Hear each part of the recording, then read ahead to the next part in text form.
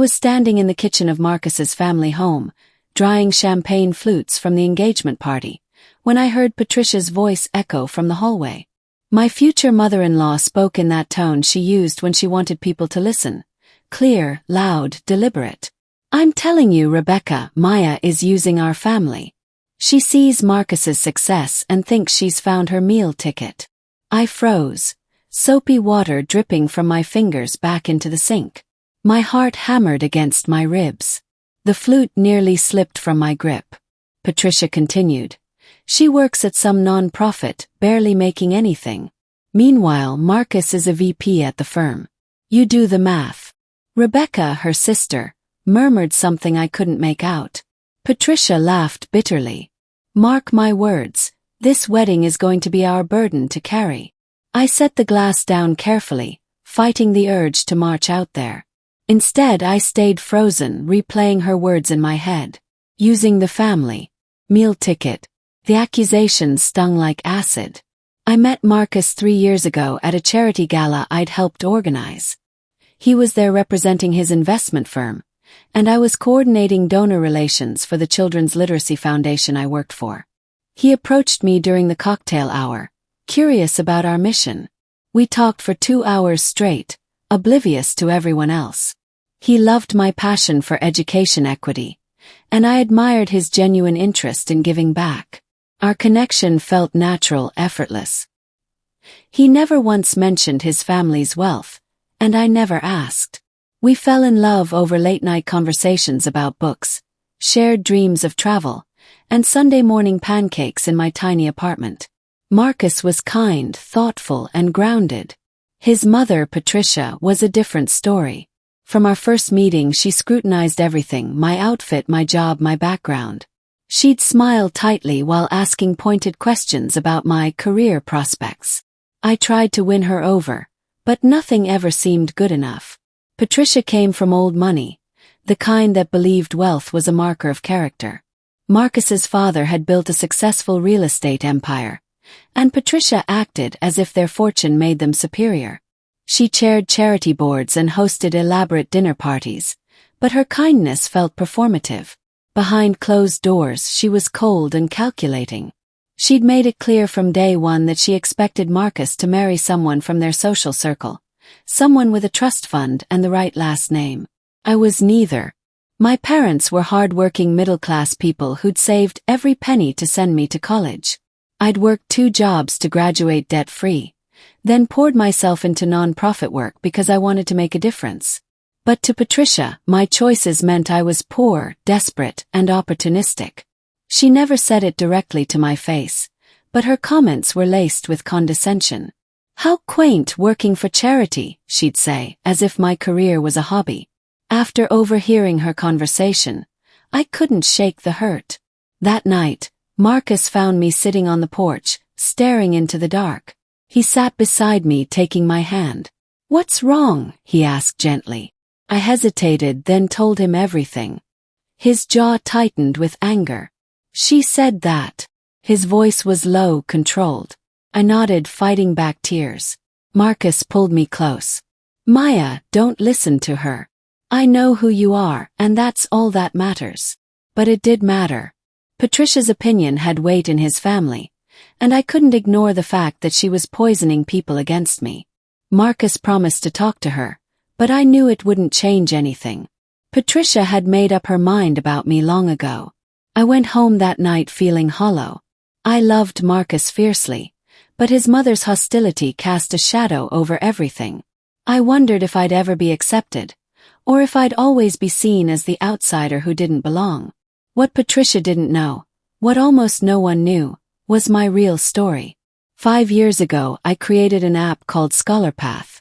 It started as a simple tool to help underprivileged students find scholarships and navigate college applications. I coded it myself, working late into the night after my non-profit shifts.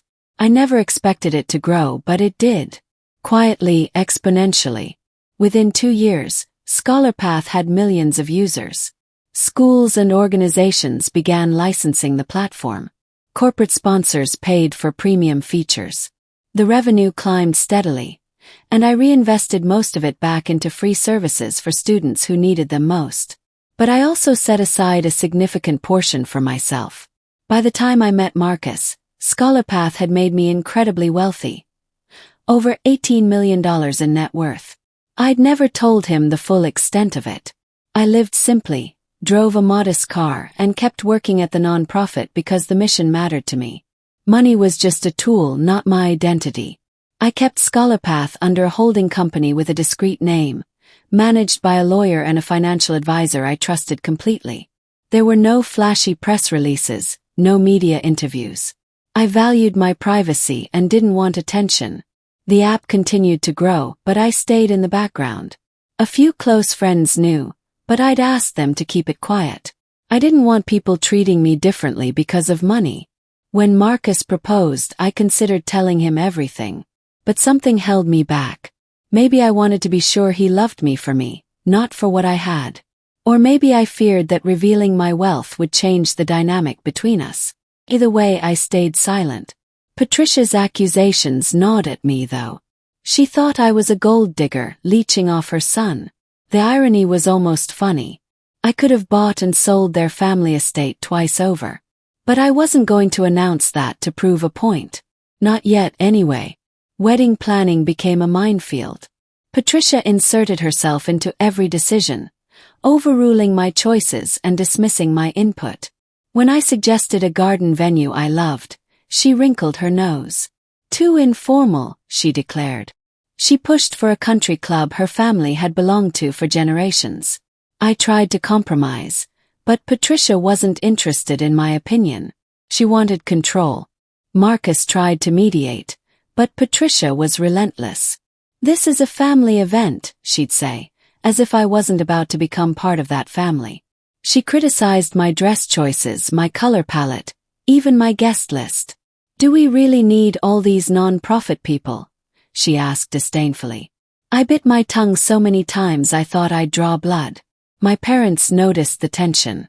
Mom squeezed my hand one afternoon, saying, "You don't have to put up with this." But I loved Marcus, and I wanted our wedding to be a celebration, not a battlefield. So I endured Patricia's control, hoping it would get better after the wedding. Then came the breaking point. 2 months before the wedding, Patricia hosted a bridal shower at her home. She invited her friends, her relatives, and a few of Marcus's colleagues' wives. I felt out of place from the moment I arrived. The women were polite but distant, eyeing me like I was an exotic animal in a zoo. Patricia gave a speech, talking about Marcus's accomplishments and his bright future. Then she said, "We're so happy Marcus found someone who appreciates him." The pause before appreciates was loaded with meaning. A few women exchanged knowing glances. I felt my cheeks burn. After the gifts were opened, I overheard 2 of Patricia's friends whispering near the dessert table. "She's not what I expected for Marcus," one said. The other replied, "Patricia says she's after his money." I grabbed my purse and excused myself, claiming a headache. I sat in my car and cried for 20 minutes before driving home. That night I made a decision. I wasn't going to let Patricia control our wedding anymore. I called my lawyer, then my financial advisor. "I want to do something big," I told them. "Something that will make a statement." We spent the next few days working on a plan. I was going to fund the wedding entirely myself. Not just fund it, but make it extraordinary. And I was going to do it in a way that left no doubt about who I was. I chose a stunning venue, a historic estate with gardens that rivaled anything Patricia's country club could offer. It cost a fortune to book on short notice, but money wasn't an issue. I hired the best caterers, florists, and planners in the city. Everything would be elegant, tasteful, and undeniably expensive. But I kept it all secret. I told Marcus I'd gotten a deal through a non-profit connection, and he believed me. Patricia assumed his family was footing the bill, as usual. The weeks leading up to the wedding were tense. Patricia continued to make snide remarks, each one a little jab at my supposed inadequacy. At the rehearsal dinner, she toasted Marcus, saying, "I hope marriage teaches you both the value of hard work and responsibility." Her eyes lingered on me when she said it. I smiled tightly and said nothing. Marcus squeezed my hand under the table, silently apologizing. But I didn't need his apology. I needed Patricia to see the truth. The next day was our wedding. I woke up early, nerves and excitement buzzing through me. My bridesmaids helped me into my dress, a gorgeous gown I'd chosen myself, no input from Patricia. As I looked in the mirror, I felt a surge of confidence. Today wasn't just about marrying Marcus. It was about standing up for myself. And I was ready. The ceremony was perfect. The estate's gardens were bathed in golden afternoon light, flowers blooming in soft pastels along the aisle. 200 guests filled the white chairs, murmuring in awe at the beauty of the setting. I walked down the aisle on my father's arm, my eyes locked on Marcus. He looked stunned, tears glistening as he watched me approach. In that moment, nothing else mattered. We exchanged vows under a floral arch, promising to love and support each other through everything. When Marcus kissed me, the guests erupted in applause. Felt like the start of something wonderful. But I knew the real moment was still coming. After the ceremony, guests filtered into the estate's grand ballroom for the reception. Crystal chandeliers sparkled overhead, and tables were draped in elegant linens. A live band played softly as waiters circulated with champagne. Patricia stood near the entrance, surveying everything with a critical eye. I caught her glance and smiled. She looked away quickly. Dinner was served, and the room filled with laughter and conversation. My parents sat at a table with some of my non-profit colleagues, beaming with pride. Marcus's family occupied a prominent table near the front, Patricia holding court with her relatives. She still looked smug, as if she'd orchestrated this entire event herself.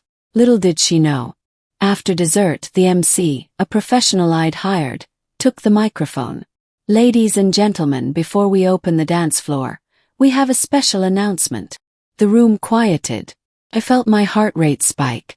This was it. The MC continued.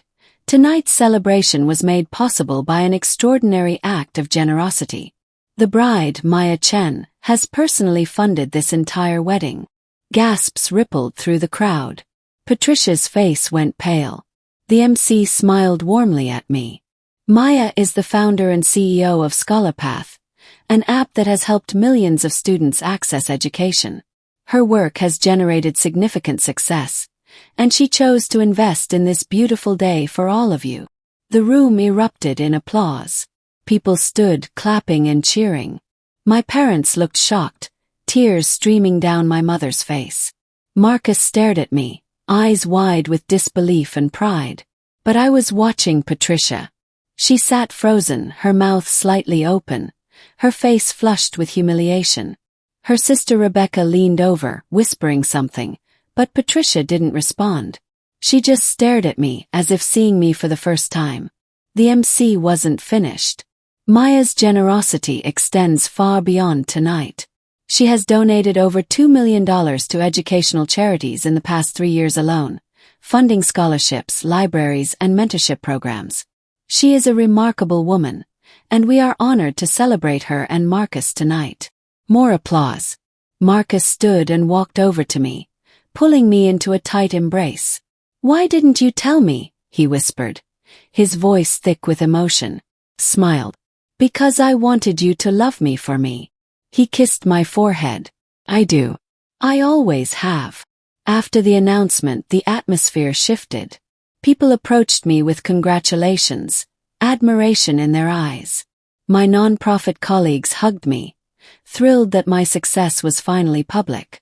Even some of Marcus's relatives came over, sheepishly apologizing for any misunderstandings. But Patricia remained seated, her face a mask of shock and anger. She avoided eye contact, gripping her champagne glass like a lifeline. Rebecca tried to coax her into mingling, but Patricia shook her head stiffly. I felt a strange mix of triumph and sadness. I hadn't wanted to humiliate her, but she'd left me no choice. Her relentless attacks had forced my hand. As the band started playing and couples filled the dance floor, Marcus led me into our first dance. The room watched, smiling and clapping along. I rested my head on his shoulder, finally feeling at peace. Patricia could think whatever she wanted. I'd proven my worth not to her but to myself. Later in the evening, Patricia finally approached me. I was standing near the dessert table, chatting with a bridesmaid, when I felt a presence beside me. I turned to see Patricia, her expression tight and unreadable. "Maya," she said stiffly. "May I speak with you privately?" I nodded, following her to a quiet corner of the ballroom. She crossed her arms, refusing to meet my eyes. For a long moment she said nothing. Then in a low voice she admitted, "I didn't know." I stayed silent, waiting. She continued, "I made assumptions.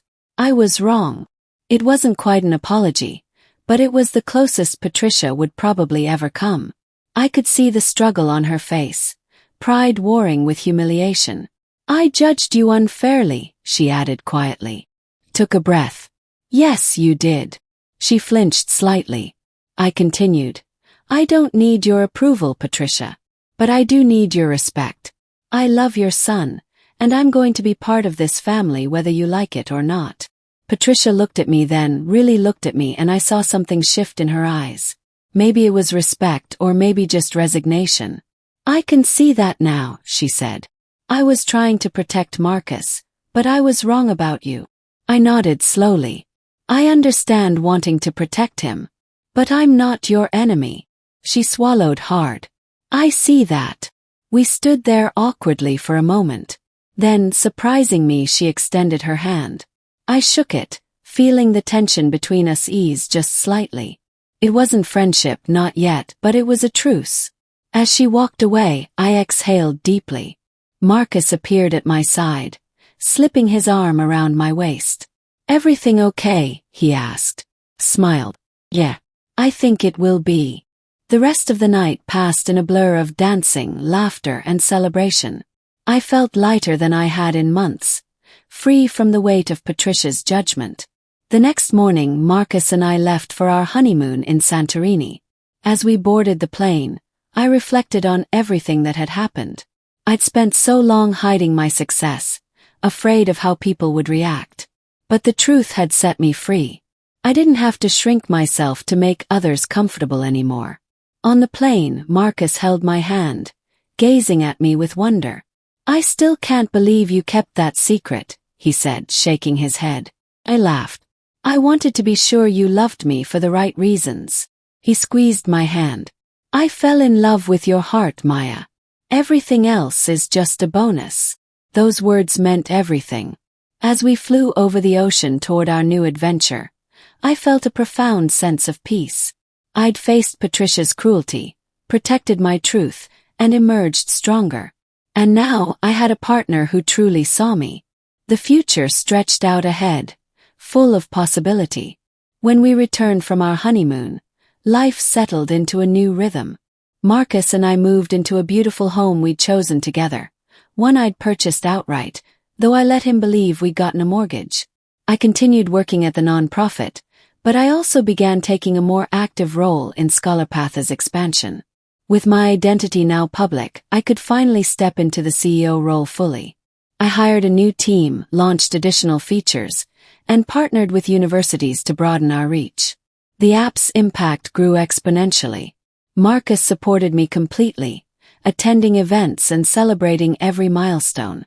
He was proud, never intimidated by my success. Patricia, for her part, made an effort. She invited us to family dinners and stopped making pointed comments about my career. It wasn't perfect, but it was progress. I learned that some people need time to unlearn their biases. Patricia had lived her whole life in a bubble of privilege, and I'd shattered her assumptions. One afternoon, about 6 months after the wedding, Patricia called me. "Maya, I'd like to take you to lunch," she said. I was surprised but agreed. We met at a quiet bistro downtown. Patricia looked nervous, fidgeting with her napkin. "I've been thinking a lot about what you said at the wedding," she began. "About respect." I listened carefully. She continued, "I've spent my life believing that wealth and status defined a person's worth. But you've shown me something different. You've shown me that real value comes from what you do with what you have. I felt a lump form in my throat. This was more than I'd expected. Patricia's eyes glistened. I'm sorry, Maya. Truly. I was cruel to you, and you didn't deserve it. I reached across the table and squeezed her hand. Thank you. That means a lot. She nodded, blinking back tears. I want to do better. I want us to have a real relationship. Smiled. I'd like that too. From that day forward, Patricia became an unexpected ally. She joined the board of one of the charities Scholarpath supported, throwing her considerable social influence behind our mission. She even started volunteering, something I'd never imagined her doing. Marcus was astonished by the change. Who are you, and what did you do with my mother? He joked one evening. I laughed, but I understood what had happened. Patricia had built her identity around status and appearances. When I challenged that worldview, it forced her to reevaluate everything. She'd realized that true respect couldn't be bought or inherited. It had to be earned. And in her own way, she was trying to earn mine. Our relationship would never be effortless. We were too different for that. But we'd found a foundation of mutual respect, and that was enough. I no longer felt like an outsider in Marcus's family. I'd claimed my place, and Patricia had learned to accept it. A year after our wedding, Scholarpath reached a major milestone: 10 million users. We celebrated with a big launch event, unveiling new features designed to support students internationally. The media covered the story, praising the app's impact. I gave interviews, talking about the importance of accessible education and my vision for the future. Marcus stood beside me through it all, my biggest supporter. Watching him cheer for my success filled me with gratitude. I'd been so worried about how wealth might change things between us, but it had only strengthened our bond. He loved me not despite my success but because of the person I was, the person who cared deeply about making a difference. Patricia attended the launch event too, mingling with guests and speaking passionately about the work we were doing. Seeing her in that role felt surreal. The woman who'd once called me a gold digger was now championing my mission. Life had come full circle in the most unexpected way. One evening, Marcus and I sat on our back porch, watching the sunset. He turned to me with a thoughtful expression. Do you ever regret how everything went down with my mom? He asked. I considered the question. No, I said honestly. It was hard, but it taught me something important. I learned that I don't need anyone's approval to know my worth. And I learned that sometimes, standing up for yourself changes everything. He nodded slowly. You're incredible, you know that? Smiled. I'm just me. He pulled me close. Exactly. And that's more than enough. We sat in comfortable silence, the sky turning shades of pink and orange. I thought about the journey that had brought me here. The late nights coding, the quiet years of building something meaningful, the struggle to be seen and accepted. It had all been worth it. I'd found love, respect, and a sense of purpose. And I'd done it on my own terms. Patricia and I continued to build our relationship, slowly and steadily. She invited me to join her book club, introduced me to her friends with genuine pride, and even asked for my advice on charitable giving. One day she confessed, I was so wrong about you, Maya. You've taught me more than you know. I felt tears prick my eyes. Thank you for being willing to change, I said. She smiled sadly. I didn't have much choice.